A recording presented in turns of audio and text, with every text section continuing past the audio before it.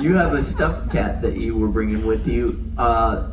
People have mentioned before, Captain Kate McHugh, that has like a real cat. Do you have a real? Have you ever brought a real animal with you on a ship? Yeah, Kate McHugh, you may know, is a Celebrity Cruises captain who's got a very high social media account.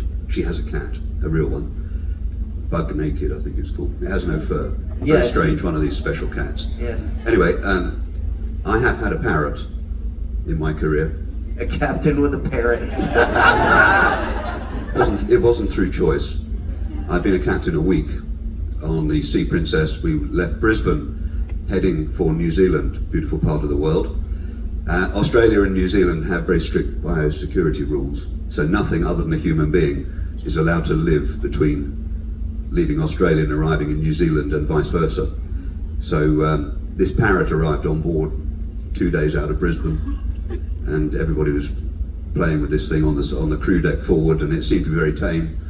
And as parrots do, it ended up on the bridge for a photo opportunity, and it turned out it was tame. And my wife was with me, and it ended up living in our cabin.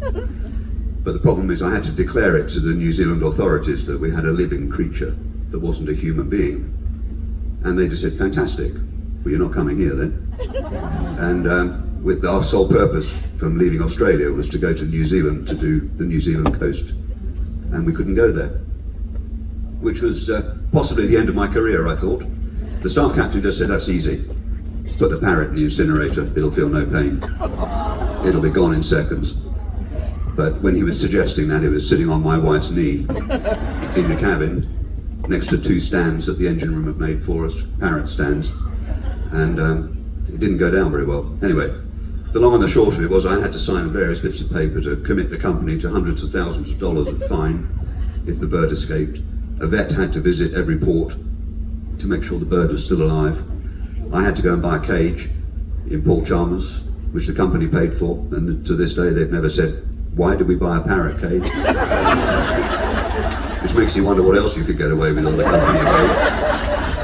And then I left the ship, and the Commodore at that time was on board when the ship came back to Australia, and they reunited the parrot on television with its owners in Australia and got lots of media attention with my parrot.